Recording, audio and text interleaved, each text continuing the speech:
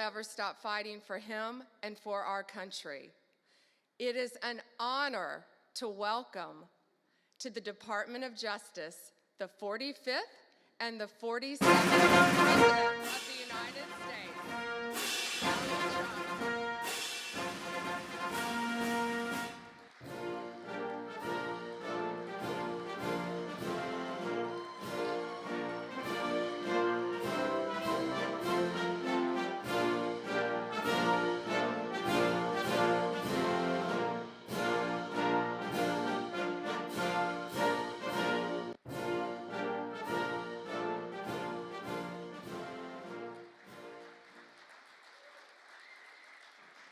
Well, thank you very much. Thank you. Thank you, Pam, very much. What a job you're doing. And it's a true honor to be with you today. This is a storied hall, if there ever was one. And based on the crowd, I think we broke the all-time record. But as we begin a proud new chapter in the chronicles of American justice, this really is something. We're turning the page on 4 long years of corruption, weaponization, and surrender to violent criminals, and we're restoring fair, equal, and impartial justice under the constitutional rule of law. And you're the people that are doing it. Very, very proud of all of you. Under the Trump administration, the DOJ and the FBI will once again become the premier crime-fighting agencies on the face of the earth. People ask me, what am I going to do about law enforcement all the time? The fake news back there, they're asking me that all the time. What am I going to do? And when are you going to do it? And I answer them by saying I've already done most of it by appointing the people that I've appointed. They're sitting right here. They've done most of it. I don't do it, they do it.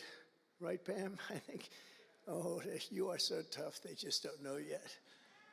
Let me begin by congratulating the incredible people who will lead these historic reforms.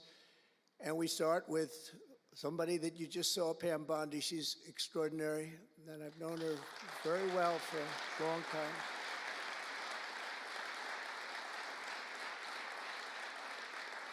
I watched her for a long time in Florida, for years in Florida, and highly experienced. She seems so young, but she's highly experienced, that I can tell you. She was a phenomenal Attorney General in Florida, and she's going to do a really amazing job. Also, our new director of the FBI, Kash Patel. Kash, right.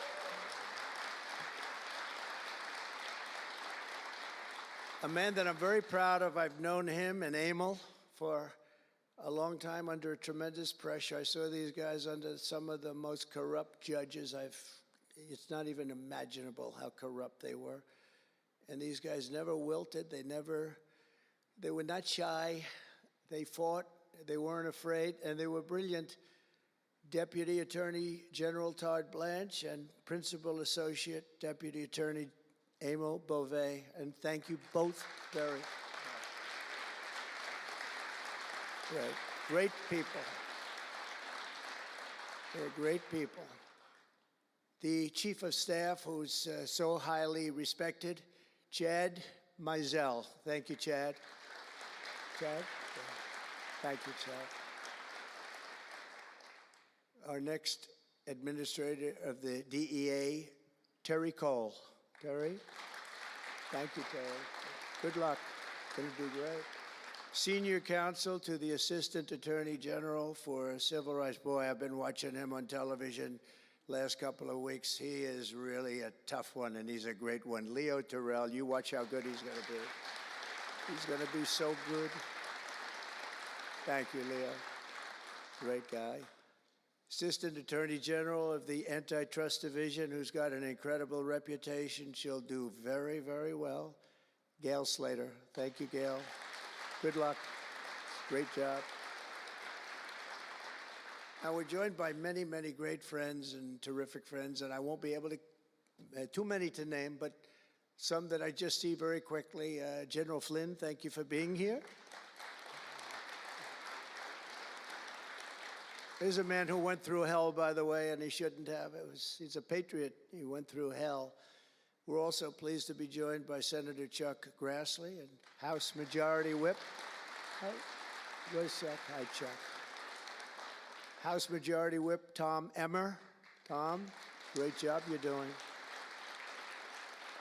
Representative Guy Reschenthaler, one of the toughest names to say, but I got it perfectly, I think. And State Attorney General Ken Paxton, thank you very much. Thank you very much. Somebody who was with us early on, and she's really become a big star and very popular, Brenna Bird. Thank you, Brenna. Thank you very much. Steve Marshall, Alan Wilson, James Othermeyer, Chris Carr, Dave Sunday, Marty Jackley, as well as White House Deputy Chief of Staff, Stephen Miller. What a man Stephen is. Become a big star. Right, Emil? Steve Miller. Steve has been something very special. For generations, the Federal Department of Justice was one of America's most revered institutions. The men and women of the DOJ brought down the mafia, hunted down the killers, kingpins, and spies, tracked down terrorists and traitors, and tore down corrupt political machines all across America.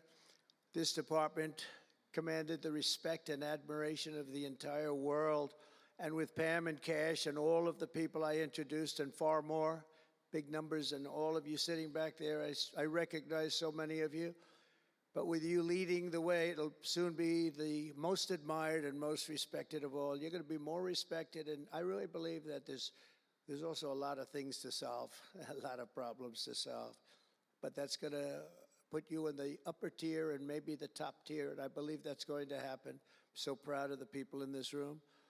But first, we must be honest about the lies and abuses that have occurred within these walls. Unfortunately, in recent years, a corrupt group of hacks and radicals within the ranks of the American government obliterated the trust and goodwill built up over generations.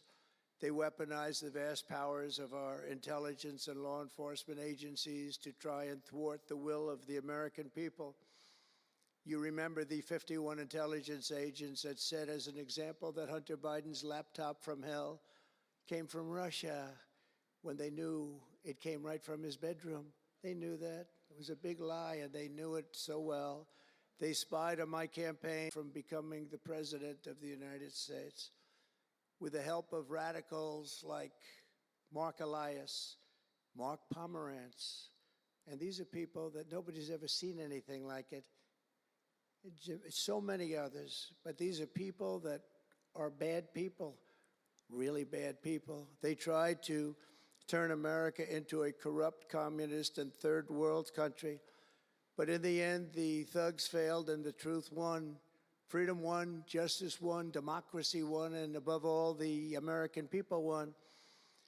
There could be no more heinous betrayal of American values than to use the law to terrorize the innocent and reward the wicked. And that's what they were doing at a level that's never been seen before. And it's exactly what you saw with Joe Biden, Merrick Garland, and their cronies to do the building of the last 4 years. What they've ripped down is incalculable. But what you're going to build up is likewise something that will be breaking all sorts of records. They set loose violent criminals while targeting patriotic parents at school board meetings. They dropped charges against Antifa, the Catholic vote, so I want to thank them for that. They really did, record numbers. I would say, what's with the Catholics? They're really after the Catholics, so I don't know. They were after a lot of people. Maybe they didn't even know why. They imported illegal alien murderers, drug dealers, and child predators from all over the world to come into our country while putting elderly Christians and pro-life activists on trial for singing hymns and for saying prayers. They went to jail for that.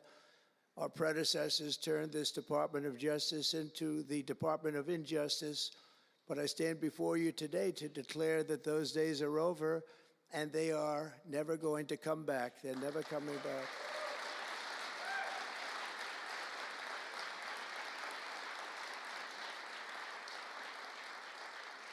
So now, as the chief law enforcement officer in our country, I will insist upon and demand full and complete accountability for the wrongs and abuses that have occurred. The American people have given us a mandate like few people thought possible. We won every single swing state. We won the popular vote by millions and millions of people. We won districts, 2,750. Think of that, 2,750 districts compared to 505. So we won it at levels that have, I don't believe, ever seen before. That's the one where you see the map of the United States and it's all red. Red for Republican, not for communist, red for Republican. They would like it to turn red for communist, but it didn't work out that way. The American people have given us a mandate and really a far-reaching investigation is what they are demanding into the corruption of our system. And that's exactly, I'm sure, what Pam and Cash and everyone else mentioned here and not mentioned is going to be doing. We will expel the rogue actors and corrupt forces from our government. We will expose and very much expose their egregious crimes and severe misconduct, of which was levels you've never seen anything like it. It's going to be legendary. It's going to also be legendary for the people that are able to seek it out and bring justice. We will restore the scales of justice in America, and we will ensure that such abuses never happen again in our country. And that's why on day one I signed an executive order banning all government censorship and directing the removal of every bureaucrat who conspired to attack free speech and many other things and values in America. My administration stripped the security clearances of the disgraced intelligence agents who lied about Hunter Biden's laptop from hell. We revoked the clearances of deranged Jack Smith, Alvin Bragg, Letitia James, and the crooked law firms that aided their partisan persecutions. And I went through it. These are state and city courts, and the corruption is unbelievable. We also terminated the clearances of the Biden crime family and Joe Biden himself. He didn't deserve it. In fact, he was essentially found guilty, but they said he was incompetent, and therefore let's not find him guilty, I guess. Nobody knows what that ruling was, but I didn't want any part of it. I think I would have rather been found guilty than what they found with him. They said he didn't know what the hell he was doing, and therefore he's let him go. I said, you know, I'd rather be convicted, Pam, I think, than that. That was not good. I said, please convict me, don't say that. I pardoned hundreds of political prisoners who had been grossly mistreated. We removed the senior FBI officials who misdirected resources to send SWAT teams after grandmothers and J6 hostages. And it was a great honor for me to fire, I will tell you this, a great honor to fire James Comey. A great, great honor. That was nothing, there was no better day. A lot of people said, oh, that's too bad you did that. And they said that's going to be, and you know what? A year later, they said, that actually saved the administration, because the level of corrupt things that we learned after that turned out to be that they were doing, in fact, really bad things. He was a terrible person, did terrible things, and persecuted people, and all in the guise of being an angel, but he wasn't an angel. We created a brand new DOJ task force and anti-Christian bias, and under Director Patel, we're getting the FBI agents out of the headquarters in Washington, D.C., and back on the streets in pursuit of dangerous criminals where they belong and where they want to be. And, you know, you have that big FBI building, and it's a very big building, and they were going to build an FBI headquarters 3 hours away in Maryland, a liberal state, but that has no bearing on what I'm about to say, but we're going to stop it. Not going to let that happen. We're going to build another big FBI building right where it is, which would have been the right place, because the FBI and the DOJ have to be near each other. You can't that's one thing I did learn from this persecution. The FBI and the DOJ work together. Now, in my case, they work together for bad purposes, but they do. They were always together. So how can you have one that's 3 hours away? But one thing I said to Cash, well, we're going to get a great building built. It's going to be a magnificent building. He said, sir, we don't need that kind of room. I said, what do you mean? He said, I'm just going to take a old Department of Commerce building that's about 25% the size, and that's what I need. We're going to have the best staff that you've ever seen, and that's what I need. It's in a nice location, but I don't need that big building.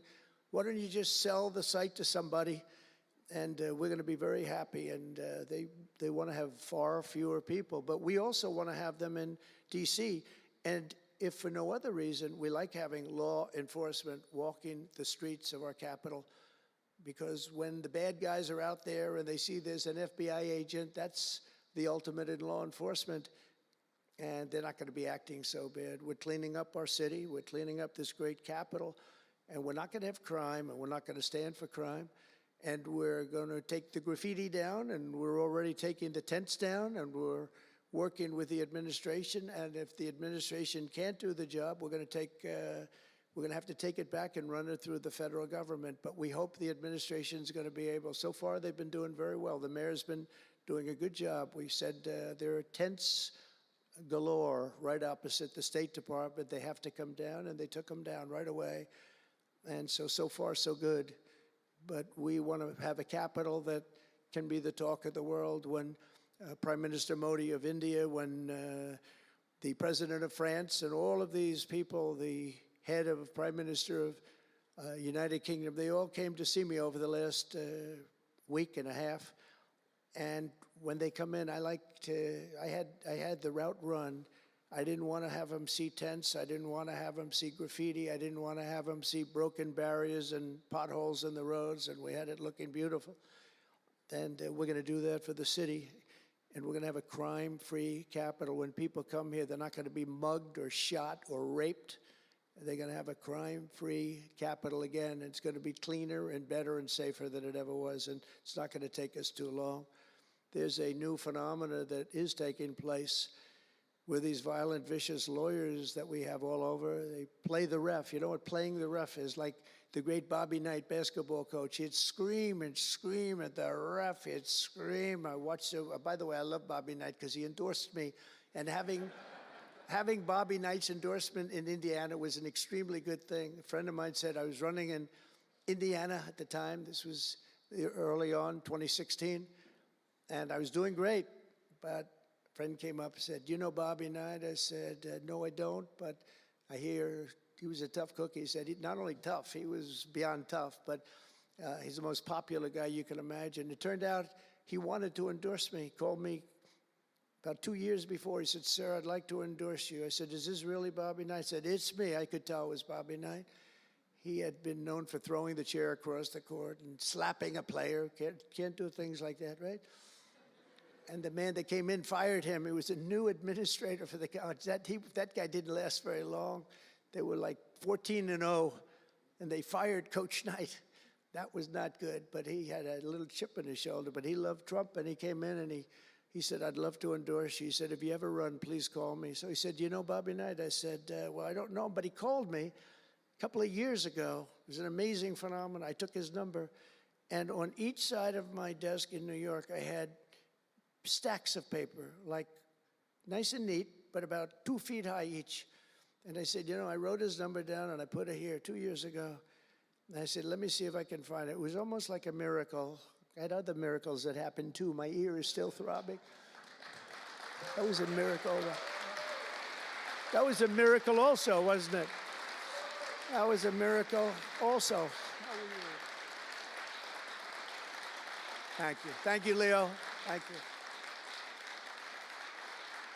Thank you, that was a miracle. Anyway, okay, that's very nice, thank you. But, so he said, Bobby Knight. So I said, I put his name down and I wrote it down. It's in one of these stacks. I lifted up. There would have to be 2,000 to 3,000 pages in each stack. I lifted it up, the first one, had no idea.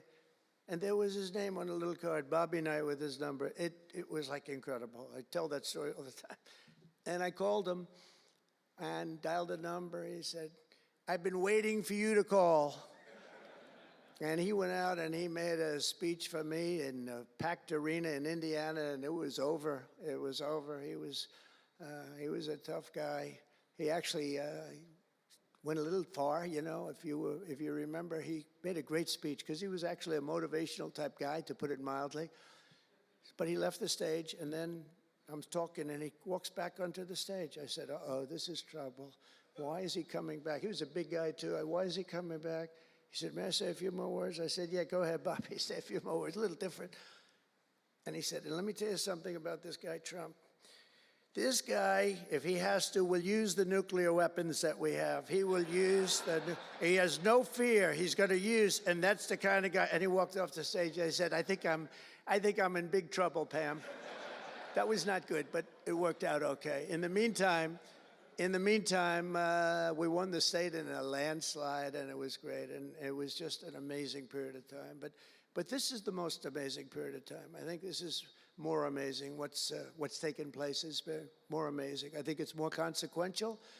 And if we do the job, you know, one of the big media outlets said what we did was the most consequential election in the last 129 years. Well, if we do the job that we're all capable of doing, I think it's going to prove to be that and then some. And that's what we want to do. We have a real big shot at making this country so great, so great. What happened to our country was so sad. What they've done in 4 years to our country with the borders, with Afghanistan, the most embarrassing period of time, allowing the Russian situation, it was never going to happen, with Ukraine, allowing October 7th to happen, would have never happened, because under me, Iran was totally broke. They had no money. They weren't giving any money to Hamas or Hezbollah. It was totally broke. But allowing inflation, look at what inflation's done to people, been so devastating. And now you see that, by the way, price of eggs is down 35% in the last week and a half. We're doing a good job. Brooke is doing a good job. Brooke Rollins and everybody. And inflation's down, interest rates are down, gasoline has come down to a level that we haven't seen in a long time. All things that we wanted to do, because then everything else is going to be coming down. We want it to come down. We want bacon to come down, and groceries, a term I used to use. It's sort of an old-fashioned term, but I used to use it on the campaign trail, those last 90 perfect, beautiful days. We just hit it. And I want to thank Susie. You have done a great job. Susie Wiles. Great job, Susie. A big magazine just named her the most powerful woman in the world, and that's okay with me. She is the most powerful woman. You think about it, John, right? The most powerful woman in the world, but she's great. And we had a great 90 days. It was a perfect 90 days, and it was a great result, but we want to put that result to good use by doing